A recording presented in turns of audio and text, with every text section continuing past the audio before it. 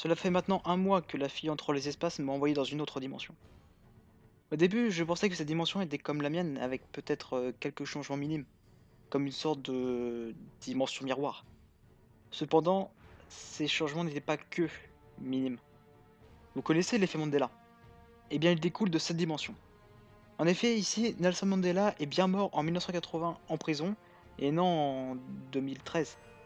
De plus, le bonhomme du Monopoly a un monocle, et Dark Vador a bien dit: Luke, je suis ton père. Bref, cela aurait pu s'arrêter ici, mais non. Déjà, le caractère de toutes les personnes que je connais, que ça soit ma famille ou mes amis, est totalement différent. Après l'attentat du 11 septembre, les États-Unis retournent au Moyen-Orient en 2003. Mais ce qui devait être la seconde guerre du Golfe devint la troisième guerre mondiale. Elle dura 4 ans, de 2003 à 2007. Donald Trump fut réélu président pour la troisième fois de suite aux États-Unis en 2017. Depuis, les États-Unis sont craints du monde entier. En France, le président est complètement bidon et ne sert à rien. J'ignore pourquoi, mais seulement les choses minimes d'ici sont perçues dans ma dimension d'origine. J'étais résolu à rester ici, mais mon avis changea petit à petit. Je changeai d'avis définitivement lorsque j'ai appris une chose: dans cette dimension, Breaking Bad n'existe pas. C'était décidé, il fallait que je retourne dans ma dimension. Mais comment? En restant ici, j'ai peu à peu perdu le contact avec ma dimension d'origine. Tout ce que j'écrivais ou disais n'était pas totalement perçu dans ma dimension et ça n'a fait qu'empirer. Je me suis alors mis à réfléchir à un moyen de retrouver cette liaison. Je n'avais aucune chance de revoir la fille autre des espaces, et même si c'était le cas, rien ne me dit qu'elle me renvoyait dans ma dimension et non une autre. Vu que Breaking Bad n'existe que dans ma dimension, peut-être que c'était la solution à mon problème. Ce qui caractérise le plus Breaking Bad, c'est la méthamphétamine. Je savais parfaitement comment faire comme celle de Heisenberg. J'ai donc commencé la cuisine. De toute façon, je n'avais rien à perdre et ici, la meth est légale. Après plusieurs essais et plusieurs jours de travail, j'avais réussi à en faire avec une pureté de 92%. La dimension dans laquelle j'étais commence à devenir bizarre. Je ne sais pas trop comment l'expliquer. Quoi qu'il en soit, la liaison était revenue. J'ai ensuite appris à utiliser l'énergie mystique de Doctor Strange, car elle n'existe pas dans la dimension dans laquelle je suis.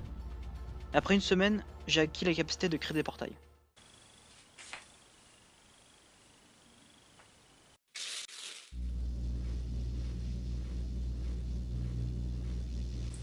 Bon, il a l'air de stabiliser. Allez, j'espère que ça a marché.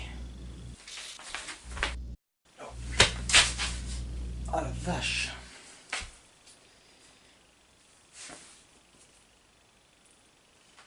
Salut tout le monde et bienvenue pour un nouveau 10 anecdotes, et aujourd'hui on va causer Breaking Bad. Donc pour ceux qui n'ont pas vu la série, je vous conseille déjà d'aller la voir et après de revenir voir cette vidéo. C'est bon pour mes stats. Ah, Breaking Bad, l'une de mes séries préférées, voire peut-être ma préférée. Bon allez, ex aequo avec The Walking Dead. On m'avait demandé de faire un 10 anecdotes dessus et bah c'est fait. Mais il fallait d'abord que je termine la série. Ah, et pour ceux qui se demandent, c'est bien sûr c'est pas de la vraie ça, hein, c'est juste du sucre. Voilà.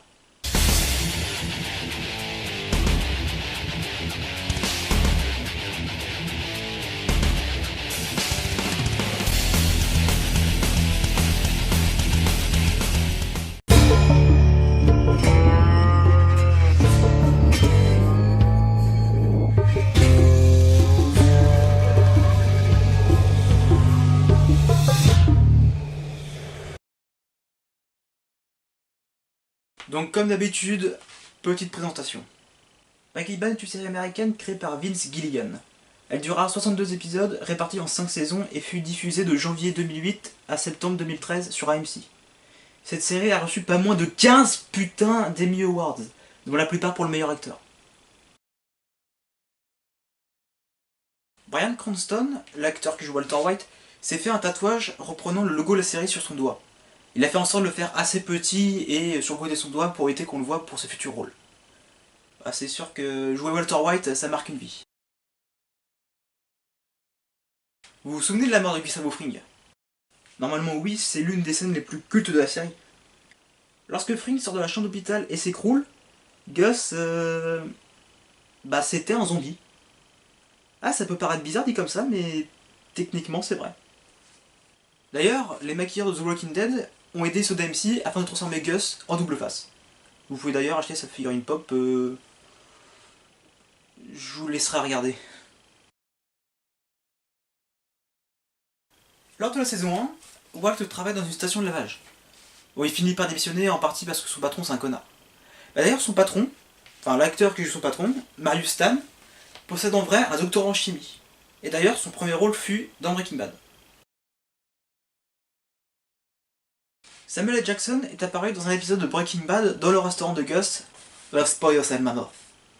Ah je sais, je suis ridicule. En effet, l'acteur était en train de tourner un autre film, je vous donne en mille, Avenger. Bon, finalement les producteurs ils ont décidé de couper cette scène car il était habillé en Nick Fury. Dans l'épisode 2 de la saison 3, Walt va voir Skyler avec une pizza. Oui, c'est la fameuse scène où Walt envoie voler la pizza sur le toit. Mais il faut savoir que cette maison, elle existe en vrai, et une vieille dame y habite. Et attention, celle-là elle est marrante, elle a dû construire une barrière autour car les gens avaient l'habitude de lancer leur pizza sur le toit de la maison. Et je sais pas pour vous, mais moi ça me fait marrer. Ah, je ne pouvais pas faire une vidéo sur Breaking Bad sans parler de Jesse. Normalement, à la fin de la saison 1, Jesse devait mourir. Cependant, ses talents d'acteur et son début d'entente avec Walt ont fait réfléchir Vince Gilligan sur son rôle. La suite, vous la connaissez. Tout ou presque tous les personnages de la série se sont rencontrés au moins une fois. À une exception près, Jesse et Walter Jr. Tiens, puisque l'on parle de Walter Jr., son interprète, R. Mitt, est également atteint de la même maladie. Bon, par contre, il a exagéré pour le rôle. Pour moi, la fin de Breaking Bad a conclu très bien toute l'intrigue. D'ailleurs, Bryan Cranston le dit lui-même. Plus personne ne voulait de lui, plus personne ne voulait lui parler. Walter était devenu une île pour lui-même.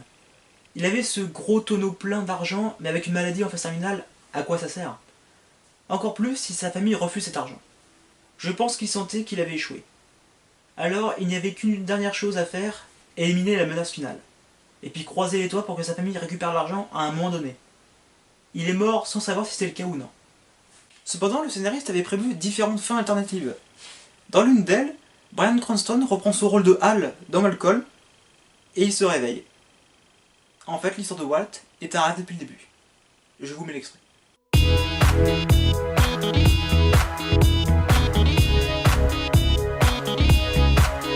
Voilà, c'est tout pour cette vidéo, j'espère qu'elle vous aura plu. Si c'est le cas, n'oubliez pas, pouce bleu, commentaire, etc. Pour le prochain épisode, vous pouvez toujours demander le sujet que vous voulez dans les commentaires. La seule condition, c'est que ça ne soit pas une série.